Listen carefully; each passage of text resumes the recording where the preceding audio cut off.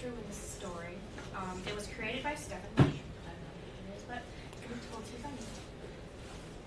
Okay, so once, a long time ago, there was a boy whose name was Howard Kelly. Now, Howard doesn't have any money, but he wants to go to school, so he's selling baked goods from door to door in order to pay for it and get funding for it. Well, he was hungry, he was tired, and he didn't have 2 cents to rub together. So he decided at the next house he was going to ask for something to eat, thinking he would give him a sandwich or a Natural Valley bar or something so he can go home and basically quit on this because he's not getting anything. Well, he went up to the door and he knocked on the door and saw a woman of about 30. And he just couldn't ask her, so instead he asked for a glass of water. Well, of course she felt sorry for the boy, so she went into the house, came back with a tall glass of milk.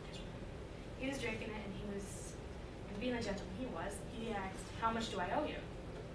She looked at him for a few moments and just kind of said this. She goes, "You don't owe me anything."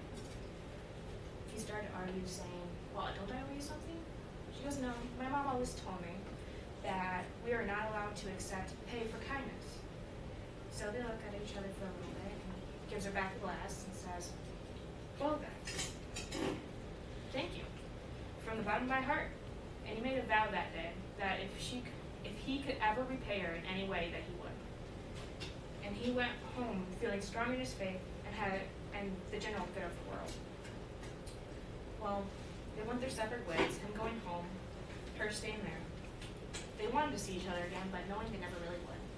Years later, the woman became incredibly ill, so her friends and her family raised a bit of money to take her to the hospital to see if the doctors could figure out a cure. Well, many doctors came and went, but no one could really figure out what was wrong. And after many tries and fails, the doctor sent her to the nearest big city to see if people at those hospitals could figure out what was wrong and see if they could find something to cure her. The doctors at those hospitals could not figure out what was wrong either. So they called in a specialist to study this rare and weird disease to see if they could find a cure and heal her before she died. The specialist arrived and was given the file on the way to the patient's room. He was glazing over the personal information, and he did double take when he saw the name and the address, and his eyes lit up just a little bit.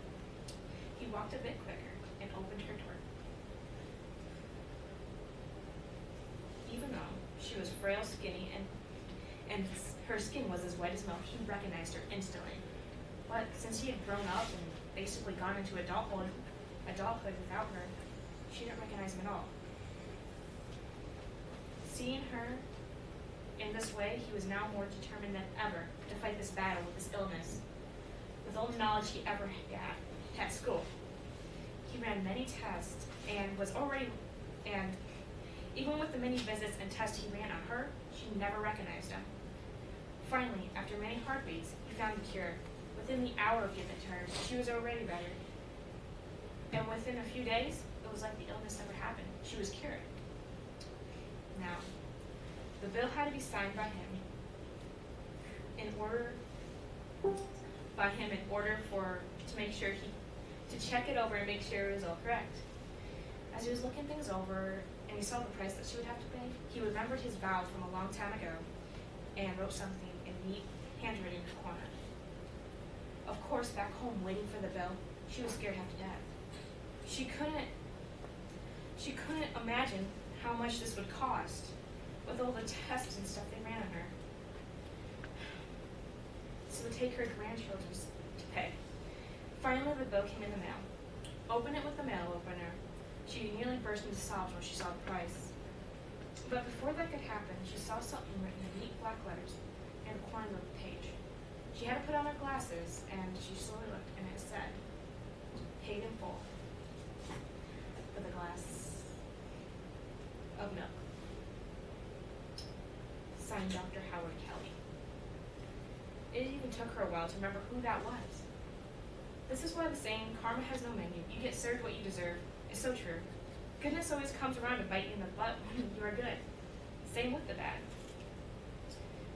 This is why we need to be kind to everyone. even though you think you'll never see him again. And is it really that much to ask for a glass of milk? To give a glass of milk?